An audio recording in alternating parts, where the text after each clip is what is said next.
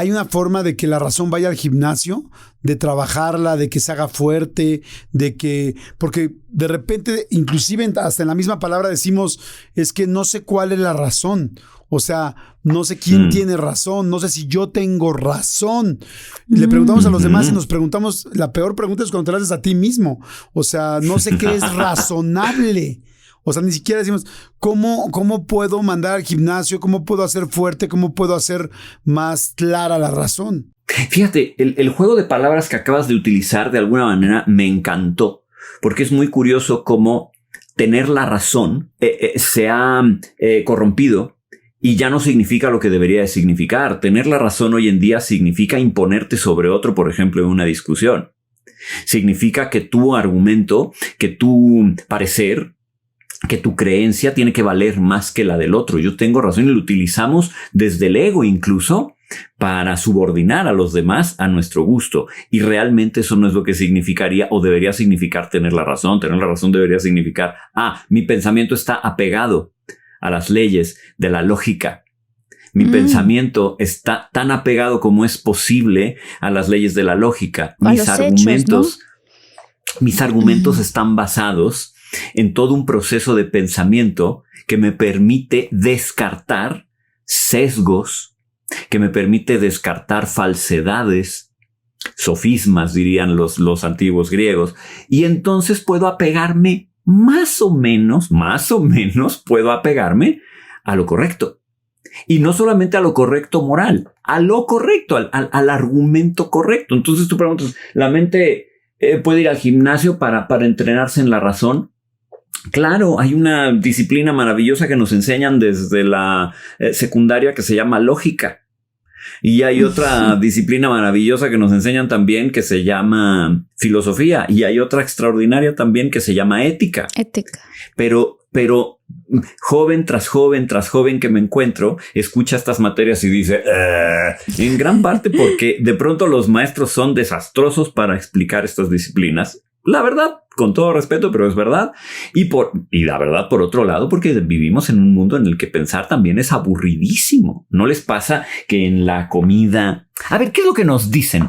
De fútbol, de religión y de política no se puede hablar porque se polariza. Entonces, omítelo, ¿no? Y yo siempre he dicho, ¿por qué diantres, no? Sería interesantísimo podernos sentar y tener pláticas entre personas que tenemos opiniones políticas de vida, ideologías distintas y tratar de ponernos de acuerdo. ¿Qué arrogantes tenemos que ser para pensar que nuestro argumento tiene que imponerse sobre los demás y no podemos hablar con otros sobre qué hay sobre la mesa? Entonces, claro que se puede. Hay que leer, hay que estudiar, pero sobre todo hay que estar dispuestos a cambiar de opinión. Hay una cosa que se llama sesgo de confirmación.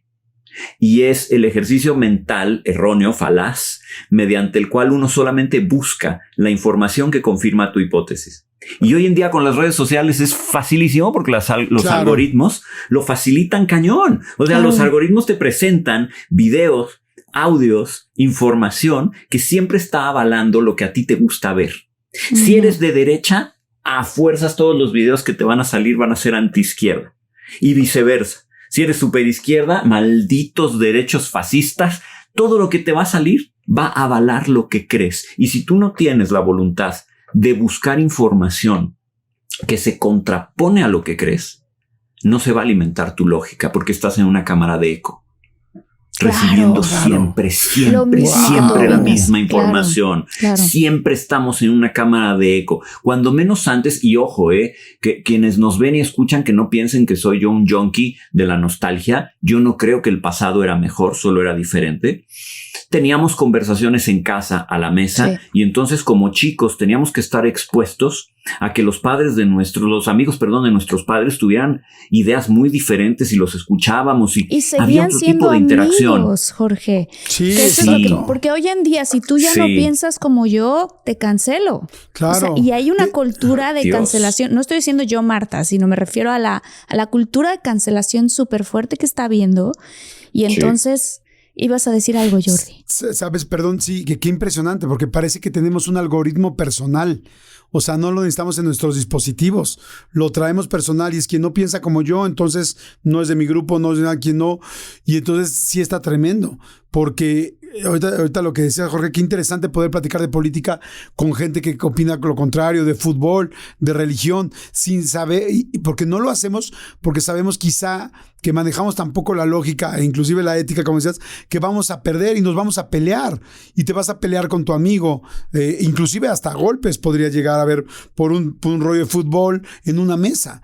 Entonces, en lugar de decir, bueno, tú crees en esto, tú le vas a la América, yo le voy a las Chivas, a mí me parece esto, ok, te escucho, tal, pero se acabó. Ambos nos escuchamos, aprendemos qué es lo mejor de lo que, o sea, veo si hay algo que puedo adquirir o implementar de lo que tú dijiste, y si no, pues no, pero te escuché. Porque me hizo mucho eco ahorita lo que dijo Jorge. O sea, qué padre todo el día escuchar lo mismo. Pues claro, nunca vas a saber si lo que estás escuchando es real o no, porque no lo estás comparando con nada, ¿no, Jorge? Exacto. Con nada. Y entonces no se arma ninguna dialéctica, ¿no? ¿Se acuerdan de este ejercicio fantástico de tesis, antítesis y síntesis? Es decir, tienes una idea, la sometes a una contraidea y obtienes un resultado que puede avalar lo que crees o no, y entonces, ¿qué crees? Por eso la ciencia es tan bonita. Por eso yo defiendo tanto la ciencia, porque la ciencia es un ejercicio de buscar la verdad. Entonces, ¿qué pasa? Que si lo que tú estás experimentando no se confirma. Miren, hace poquito mi sobrina, una sobrina muy querida, me pidió asesoría para un trabajo de investigación que iba a llevar a un congreso. Entonces la estaba yo educando un poquito en el tema de qué es ciencia y cómo se hace un experimento. Y le decía yo, es que puede ser que una vez que hagas tu experimento, no confirmes tu hipótesis y te vas a desilusionar y te vas a frustrar, pero es una gran noticia también porque quiere decir que tienes que hacer nuevas preguntas. Tienes que volver a investigar. Esto no es de ego, esto no es personal. Si tu hipótesis no se confirma, buena noticia, porque entonces tienes que ir para otro lado y entonces te estás acercando más a la verdad. Lo que nos ocurre es que hacemos corajes y entonces nuestra mente fantástica, ella viene a nuestro rescate para disminuir el dolor, para disminuir la frustración. No, compadre, tú sigue creyendo lo que quieres creer, porque acuérdense que a la mente no le interesa que tú prosperes, a la mente le interesa que estés cómodo. Entonces, si tu mente te tiene que mentir, si tu mente te tiene que mentir para que siga creyendo lo que quiere creer, lo va a hacer, ¿eh? Claro. Qué Oye, está interesantísimo este tema. Y también el de la armonía, que nos hablabas de hablar hoy de varias máximas o, no quiero decir decálogo, porque, bueno, sí son 10, pero no necesariamente, no sé si son unas reglas de vida, pero sí unas máximas para encontrar armonía. ¿No es así, Jorge? Sí, fíjate, seleccioné algunas que me gustan mucho. Este libro para mí, les debo confesar que es muy, muy personal y muy querido. Este libro para mí representa el final de un viaje de más de 10 años, en donde yo he estado integrando la ética y la filosofía a la psicología para tratar problemas específicos. Ya escribí un libro sobre el miedo, escribí otro libro sobre la espiritualidad y la felicidad, escribí otro sobre cómo superar las crisis, en fin. Y este es como una manera de cerrar el círculo. Entonces es muy personal en el sentido de que puse mucho de lo que yo más creo en mi vida ahí como al servicio del lector. Entonces, la primera que les quería yo compartir, pues de hecho es el primer capítulo del libro, que se llama Primero sé honorable, valiente, aspira a la justicia y siempre cumple con tu deber. Ya empezando por ahí, abres el libro y es lo primero que te receta, claro, ¿no? Sé honorable. ¿Has visto qué diablos tiene que ver con que mi vida esté en orden y con que mi vida sea armónica, no? Y abro el capítulo con una frase de Marco Aurelio, ¿no? El estoicismo, que afortunadamente está tan de moda, en donde él dice, deja de preguntarte y de preocuparte por qué es un buen hombre. Sé uno, ¿no? Y desde ahí empieza a ordenarse nuestra vida, desde la bondad. Porque les voy a decir algo, nadie se sale con la suya. La gente tiene hoy en día muy idealizada la figura del egoísta, del egocéntrico, del narcisista, hasta del psicópata. Son inteligentes, rompen las reglas, obtienen todo lo que quieren. Nadie se sale con la suya todo el tiempo. Siempre viene la cola que nos pisen a perseguirnos. Entonces, si tú garantizas que eres una buena persona, es probable que tu vida sea más bonita, tus relaciones sean mejores y te la pases mejor. ¿Y cómo se hace eso? Siendo honorable, cumpliendo tu deber, siendo valiente, apelando a la justicia. Que son palabras muy gordas, oigan. Ya. Muy gordas. Te iba a preguntar, de hecho, claro. ¿qué significa, o sea, en general, el honor? Me encanta ese tema, me vuela la cabeza el tema del honor. Está buenísimo. Porque además yo tengo una historia muy, muy linda con las artes marciales. Yo desde muy chiquito practico diferentes tipos de artes marciales y creo que eso formó mucho de mi carácter. También eso fue lo que me permitió acercarme al budismo zen. El honor no tiene nada que ver con el prestigio. Hay un terrible error de asociar el honor al prestigio. Yo soy honorable si la gente piensa bien sobre mí. No, que la gente piense bien sobre ti es un derivado. Si tú cumples tu palabra, si tú eres una persona que cumple con su deber hacia la sociedad y hacia ti mismo, si eres una persona de fiar, si eres una persona que protege el bien y que puede verse en el espejo y sentirse orgullosa de sí misma, no porque se miente, sino porque es íntegra, ahí tienes a una persona honorable. Es una persona que no se preocupa por lo que los demás piensan de ella. Es una persona que se preocupa por lo que piensa a sí misma por sí mismo. Es una persona que se cumple a sí misma todo el tiempo en esta justicia bondadosa, en donde lo que me importa es eso, ser justo, correcto, bueno.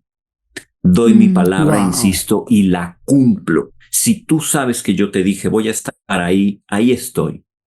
Voy a ser de servicio, lo voy a hacer. Y sobre todo no voy a permitir que mi ego, mi inseguridad, mis apetitos, mis urgencias se pongan por encima de lo que es correcto. Que es correcto no para mí, es correcto en general. Entonces, claro, ser honorable es complicado porque es una afrenta al egoísmo. Es una afrenta directa al egoísmo, al narcisismo, a permanecer infantiles toda nuestra vida, demandantes, berrinchudos. Es una afrenta directa y nos lleva a madurar, por cierto. Es ser honorable es el boleto de entrada a la madurez, a la adultez, ¿no? Entonces, empezando por ahí, lo que estás diciendo, cumplir tu palabra, ¿no? O sea, decir, voy a entregar esto a tal día, a esta hora, y ahí estás. Voy a... te marco en 2 días y en 2 días estás marcando, ¿no? Darle continuidad a las cosas porque si no vas perdiendo eso y además vas perdiendo tu paz porque no es como que las personas siempre tenemos la intención de cumplir nuestra palabra, pero cuando la empiezas a dejar de cumplir, en la noche, chin, quedé de hablarle a mi mamá y se me olvidó. ¡Pum! Chin, quedé de esto y el otro y se me fue. Chin, quedé. Entonces, ¿qué va pasando? Pues va generando también dentro de ti una ansiedad, además de lo que va a ocurrir afuera y el mensaje que estás mandando afuera. Y sabes qué, Martita, y a todos los muchólogos y muchólogas que nos están escuchando, que ahorita me hizo mucho sentido lo que dice Jorge, ¿no? Dices que no te importe, o sea, ser honorable, que no te importe lo que digan de ti, sino qué dices tú de ti. Fíjense cómo, por ejemplo, hacemos una dieta, ¿no? Y entonces no le quieres decir a todo mundo, porque si fallas, no quieres que digan de ti que fallaste. Pero entonces como, no le voy a decir a nadie que hoy lunes empiezo mi dieta. Y entonces arrancas la dieta. Y el martes en la tarde ya, no sé, pasan unos churritos, algo enfrente de ti, unas papas, lo que sea, ya te valió madres y ya te lo echaste, ¿no? Y entonces dices, bueno, pues ya, qué bueno que no le dije a nadie. Y luego otra vez lo haces en que vas a ahorrar y no ahorras. Y luego haces que vas a estudiar inglés o francés o no sé qué y no estudias. Y sabes qué bueno que no dije a nadie para no comprometerme con nadie y que nadie se entere. Pero ¿qué crees? Que el que sí se enteró fuiste tú. Y entonces está mucho más fuerte fallarte a ti que fallarte a los demás, porque estás cambiando tu posición frente a ti. O sea, ya no olvídate el valor con los demás. Ay, qué pena que dicen que soy un güey que nunca hago la dieta. Es que yo ya sé que no me cumplo. Y si yo no me cumplo a mí, me siento menos a mí mismo. O sea, la persona más importante con la que tendrías que quedar bien eres tú. Pero ya no crees en ti. Eso. ¡Ay! Está interesantísimo. Eso. Está buenísimo. Qué bonito que tocaras el tema de la autoestima, porque es justo eso. Porque la autoestima es un resultado de la congruencia. La autoestima es un resultado de la congruencia. Una cosa es el amor propio, en donde tú te amas a ti mismo independientemente de lo que seas y de lo que hayas hecho. Y otra cosa es la autoestima. Es una bestia diferente, porque la autoestima sí requiere de la congruencia y no puedes engañar a tu mente. Puedes engañar a otros, pero a tu mente no. Y por eso, si te ves en el espejo y eres capaz de decirte buen trabajo, wow, qué padre, ¿no? Qué bonito poderte ir a dormir en la noche y a menudo poderte decir buen trabajo. Que ahí hay algo bonito también con el honor, ¿saben? Porque el honor repara. Yo creo que nadie es perfecto. Nos vamos a fallar. Vamos a fallarnos más tarde o temprano. No vamos a cumplir con un compromiso. Nos vamos a equivocar. Pero ¿saben qué bonito? El honor repara. Y entonces, como es genuino y honesto, dices, aquí fallé. Ya no se trata de culpa. Ay, soy un idiota, me merezco que me castiguen eternamente. Nah, no sirve para nada. Aquí no queremos culpables, aquí queremos gente responsable. Y el honor es responsable. Porque ahí es donde dices, oye, ¿cómo reparo esto? Chin, pero se le van a ver quebraduras. Si rompiste el jarrón favorito de tu mamá, se le van a ver quebraduras cuando lo pegues. Sí, para que te acuerdes, pero por lo menos lo pegaste. Y eso es muy lindo. Iba a comentar también mucho cómo esta parte de ser adulto también tiene muchísimo que ver con cómo manejas tus emociones. Completamente. Ahora que estaba de viaje con mis amigas, les conté una anécdota muy, muy divertida, que yo la cuento mucho. Les voy a decir, mi papá es una excelentísima persona y siempre le ha gustado muchísimo estudiar la mente. Y dentro de todas estas cosas, les quiero platicar que él es una persona muy feliz, muy alegre con la gente, tiene una capacidad de servicio gigantesca y como todo ser humano no es normalmente pues perfecto. Entonces tiene la mecha bien cortita. Y gracias a Dios, cuando se enoja rápido, pero también se pone feliz otra vez y está contento rápidamente, ¿no? Y eso es algo muy bueno. Pero fíjense cómo es súper importante, siento yo, el manejo de las emociones, y que ahorita quisiera, ¿no?, platicar contigo de eso, que platiquemos contigo de eso, Jorge, porque les voy a contar una historia rapidísima que llegamos al aeropuerto. Y en el aeropuerto no hay algo que le choque más a mi papá, que es que te digan que subas las maletas y las pesen y se pasen de peso. Y que tengas que abrir enfrente de toda la fila que está formada. Tú ya estás hasta adelante. Tienes que abrir la maleta y entonces se abre, ¿no? Y se ven los calzones y el brasier y las cosas. Y tienes que estar cambiando las cosas. Pues le pasa eso a mi papá. Estábamos en el aeropuerto y le pasa justamente eso a mi papá. Nos dice la señorita que se está pasando la maleta como de 2 kilos. Volteé a ver a mi mamá, ¡ay! ¿No? Con mi mamá, ¿cómo es posible? ¿Pero qué empacaste? ¿Qué compraste? ¿Qué? Y entonces abre la maleta, mi mamá se empieza a poner sudaderas y cosas, de eso que te empiezas a poner las cosas encima, ¿no? Cierra otra vez la maleta. Mi papá se la da a la señorita y entonces la señorita, ay, todavía se pasa por 600 gramos. Ay, no, mi papá. Ay, y entonces abre la maleta de nuevo, ya nos está regañando a todos, ¿no? Ya sabes, así, ¿qué está pasando? ¿No? ¿Por qué no? ¿Por qué trae tanta cosa? A ver, cuélgate esto y esto, no lo puedes meter en tu bolsa. La vuelve a poner, se la da a la señorita y la señorita, es que de estas señoritas, ¿no? Que luego ocurre. Todavía se pasa por 200 gramos. ¡Ah! ¿No? ¡Ay, no! Y explota mi papá en ese momento. ¿Cómo puede ser? Pero así en el aeropuerto gritando. Y mi mamá y yo nos volteamos a ver. Mi mamá siempre, cálmate, Higareda, tranquilo, José Luis, ¿no? Así diciéndole a mi papá, pero es que ¿cómo? Son 200 gramos, ¿por qué? Explícame. Y la señorita, no, pues porque mire, es que hay que acomodar el peso del avión. Y mi papá, en esta cosa de explosiva, voltea y dice, ¿qué le pasa? Mírenos a nosotros, todos somos flacos. Y el señor justo que estaba formado antes de nosotros estaba gordito. ¿Y ese señor qué? A ver, ¿cómo lo va a acomodar? ¡No! Y yo así de, no, qué vergüenza que está pasando aquí. Es que no puede ser. Total, explotó mi papá, ¿no? Se empezaron a acercar un par de personas como, ¿qué pasa? Bueno, esto ya sí iba a ser cada vez más grande en el sentido de que nos dijeron, ustedes háganse para allá porque se tiene que arreglar este tema, pero tenemos que dejar pasar a la siguiente persona. Pero mi papá, o sea, a lo que voy con el tema de las emociones, ¿no? Si tú te dejas llevar por tus emociones, incluso hasta te pueden decir, ya no se suban al avión. O sea, ustedes, claro. Usted, señor, por cómo se comportó, ¿no? ya no está permitido subirse al avión. Oye, antes de que conteste, Jorge, nada más me gustaría decirte una cosa sobre este caso, para ti, para toda tu familia, Marta. No sé si, para que, es que a mí también me ha pasado muchas veces eso. Ya en la mayoría de los aeropuertos internacionales hay unas partes donde está la báscula atrás, para que tú puedas ir a medir ahí, porque como no te dejan estar subiendo y subiendo y subiendo en el mostrador la maleta, hay partes atrás que tienen báscula y como una mesita para que puedas acomodar tus cosas. Se los digo para mucha gente que nos esté escuchando, porque yo tampoco lo conocía y como a mí también me pasa constantemente, ya me han mandado a las mesitas de atrás y dices, bueno, aquí ponemos acomodo y tengo la báscula.